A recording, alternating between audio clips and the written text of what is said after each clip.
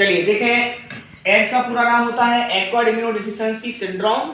Ads और हिंदी में इसको कहते हैं उपार्जित प्रतिरक्षा न्यूनता संलक्षण। ये विषाणु से होने वाली बीमारी है। विषाणु का नाम है HIV। HIV का पूरा नाम होता है ह्यूमन इम्यूनोडेफिशिएंसी वायरस, मानव प्रतिरक्षा वायरस।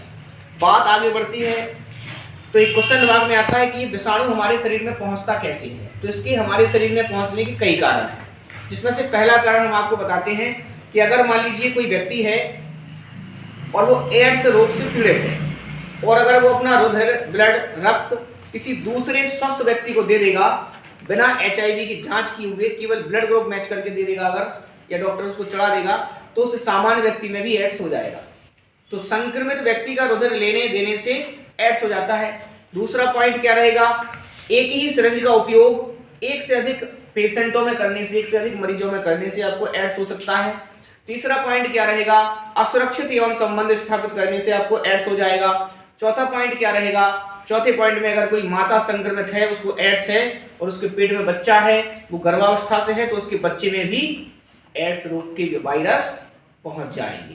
तो ये 4 पॉइंट हमने आपको बताए हैं कि अगर एक व्यक्ति में है तो वो दूसरे में कैसे ये विषाणु, ये वायरस फैलते। अब क्वेश्चन आता है कि सर क्या ना करें जिससे ये वायरस हमारे शरीर में ना पहुंच पाए, क्या ना करें हम कि इसकी एंट्री हमारे शरीर में ना हो पाए। इसके लिए आपको सुरक्षित यौन संबंध बनाना चाहिए, जीवन साथी के प्रति वफादार रहना चाहिए और एक सिरिंज का उपयोग एक बार ही करना चाहिए। और क्या नहीं करना चाहिए आपको, जब भी कभी आपको ब्लड की जरूरत पड़े तो रुधिर लेने देने से पहले, क्योंकि आजकल तो डॉक्टर जो है जागरूक हैं, ये पुराने समय में बहुत फैला जब जागरूकता नहीं थी, आज बहुत जागरूकता है। कोई भी डॉक्टर अगर आपको ब्लड चढ़ाता है तो ब्लड ग्रुप मैच करने के साथ साथ वो आपका HIV टेस्ट भी कर लेता है कि आप HIV पॉजिटिव तो नहीं है ना। तो हमें HIV की जांच करके HIV पॉजिटिव नेगेटिव जान करके ही एक दूसरे को ब्लड देना और लेना चाहिए। जो नशा करने वाले लोग होते हैं, कुछ लोग इंजेक्शन वाला नशा करते हैं, तो इंजेक्शन की सुई से वो सभी को एक सुई से सभी लोग लगा लेते हैं उसको, ऐसे भी फैल सकता है ना। तो ऐसा ना करें आप। कभी कभी क्या होता है, हम लोग शेविंग कटिंग करवाने जाते हैं तो ब्लेड लग जाती है सिर में, दाढ़ी बनवाते हैं, तो वो ब्लेड का उपयोग एक व्यक्ति को एक ही बार करना चाहिए, है ना। क्योंकि आज के समय में हमने आपको बताया कि जागरूकता बहुत ज्यादा है, तो अब तो ऐसा होता है कि एक व्यक्ति एक ही ब्लेड का यूज करता है, लेकिन जब इसकी जानकारी नहीं थी तो ब्लेड की बात हो चाहे इंजेक्शन की सिरिंज की बात हो, तब तक लोग यूज करते थे जब तक कि उसकी धार कम ना हो जाए या वो खराब ना हो जाए। चलिए, तो इस तरह से हम इस रोग से बच सकते हैं। अब अगला क्वेश्चन हमारा दिमाग में आता है कि सर अगर किसी व्यक्ति को एड्स हो गया तो उसके लक्षण क्या होंगे, कैसे पहचानेंगे उसको, डॉक्टर कैसे पहचानेंगे कि इसको एड्स हो गया है। तो पहले तो आप इसका कंफर्मेशन कर लें कि एड्स है या नहीं है ना। इसके लिए आप एक टेस्ट करा सकते हैं एड्स की जानकारी की, जिसका नाम है एलिसा। क्या नाम है? एलिसा टेस्ट आप करवा सकते हैं। एलिसा टेस्ट कराने से आपको ये पता चल जाएगा कि आपको एड्स है या नहीं है। एलिसा का पूरा नाम होता है एंजाइम लिंक्ड इम्यूनोसॉर्बेंट एसिड। क्या होता है? एंजाइम लिंक्ड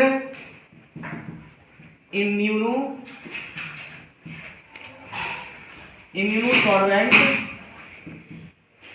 एसिड, ये इसका पूरा नाम होता है। किसका? एलिसा का फुल फॉर्म होता है ना। ये टेस्ट आप करा लें, कंफर्म हो जाएगा आप HIV पॉजिटिव हैं या नेगेटिव हैं।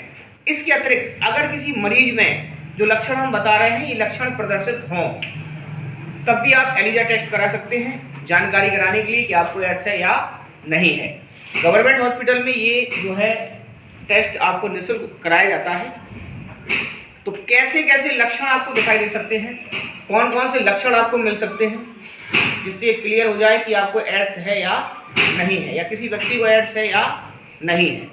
इसके लिए आपको याद रखना है कि एड्स रोग में व्यक्ति को एक तो सबसे पहले एक पॉइंट हम और समझेंगे कि जो HIV वायरस होता है, ये जब हमारे शरीर में पहुंचता है तो हमारे शरीर के ये जो है प्रतिरक्षा तंत्र को नष्ट करता है।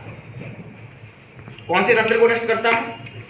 ये हमारे प्रतिरक्षा तंत्र को नष्ट करता है, अर्थात हमारे शरीर की TH और T4 लिम्फोसाइट कोशिकाओं को, लिम्फोसाइट जो कि WBC का प्रकार होती है, व्हाइट ब्लड सेल का, और ये खून का एक कोशिका है, हमारी खून में पाई जाने वाली कोशिका है, इसको ये नष्ट कर देता है।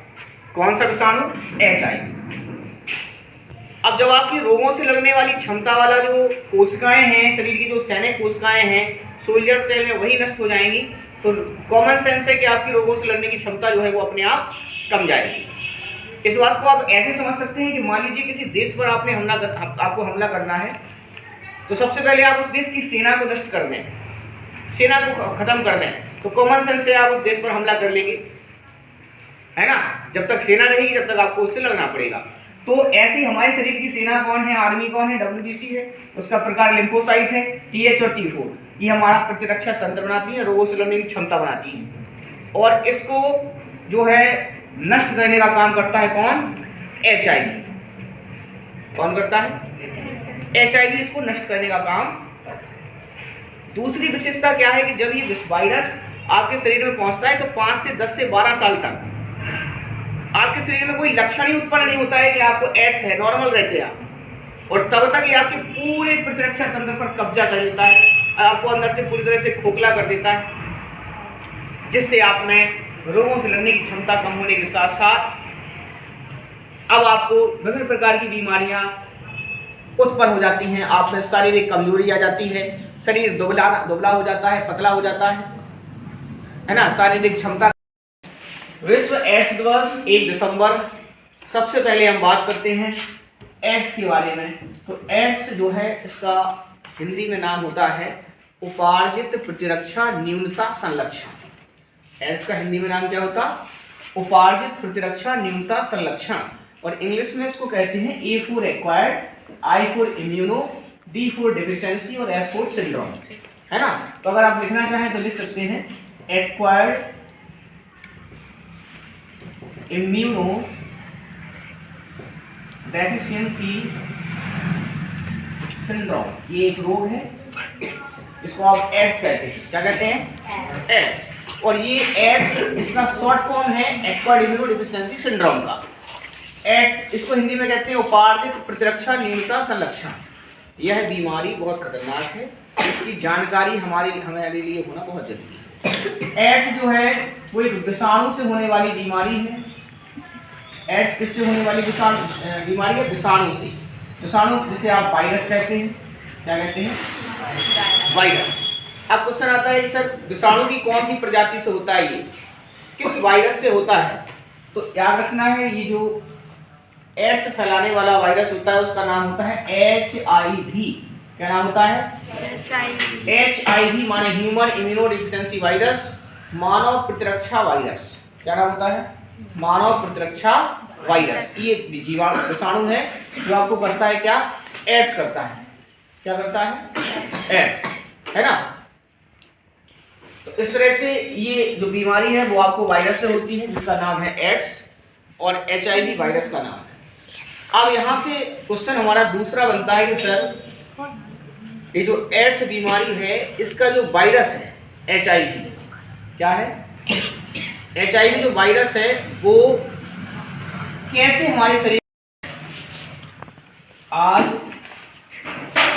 1 दिसंबर है और 1 दिसंबर को विश्व एड्स दिवस मनाया जाता है।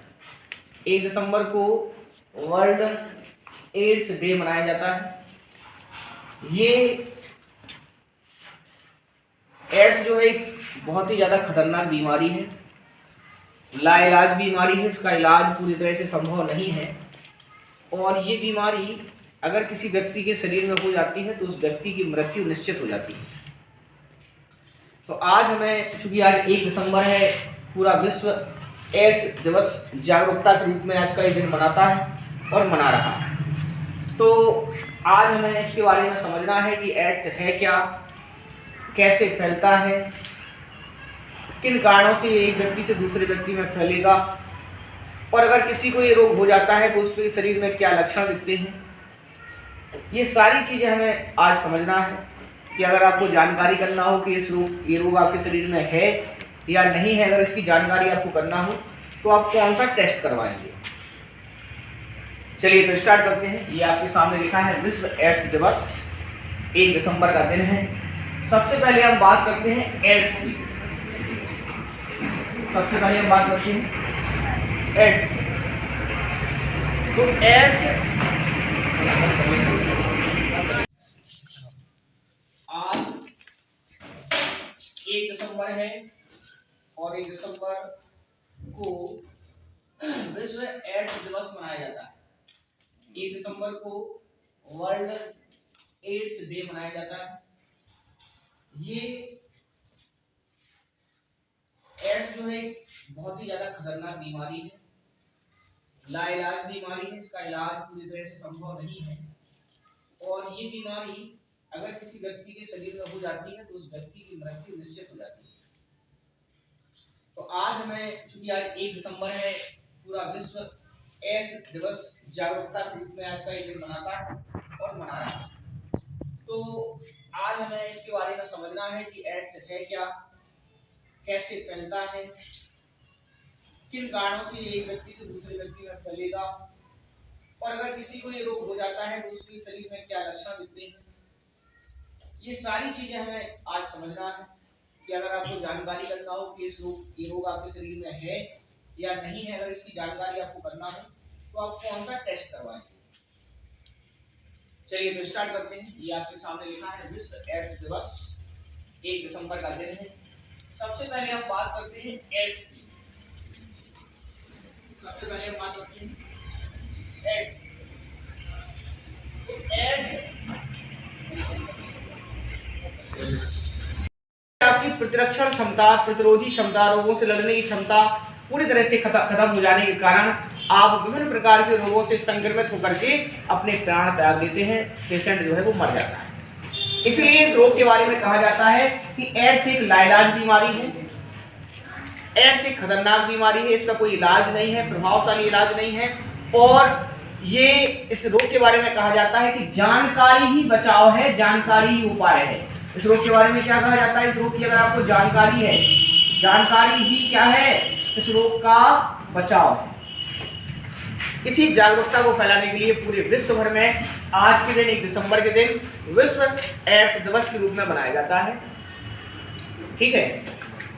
इसमें विषाणु जो है HIV आपको करता है, HIV वायरस है, आपको एड्स करता है। इसके बारे में हम आपको बता रहे थे कि शारीरिक कमजोरी आ जाएगी, दुर्बलता आ जाएगी, रोगों से लड़ने की क्षमता कम हो जाएगी, और जब आपकी प्रतिरक्षा तंत्र आपका कमजोर पड़ जाएगा तो आपको दुनिया भर की बीमारियां, छोटे छोटे रोग भी आपको घेरना स्टार्ट कर देंगे। व्यक्ति लगातार बीमार बना रहेगा, उसके जननांगों पर चकत्ते मस्से से पड़ जाएंगे, और धीरे धीरे अगर वो थोड़ी बहुत दवाई करवाता रहेगा एड्स की तो प्रतिरोधक क्षमता उसकी बढ़ती रहेगी, लेकिन अंत में एक समय ऐसा आएगा जब उस व्यक्ति की मृत्यु हो जाएगी। इसीलिए एड्स को बहुत खतरनाक बीमारी कहा जाता है, एड्स को लाइलाज बीमारी कहा जाता है। और इसकी दवाई के बारे में कहा जाता है कि टेलोड्रिन टाइप की कुछ दवाइयां हैं, चाइना ने भी कुछ दवाइयां बनाई हैं, लेकिन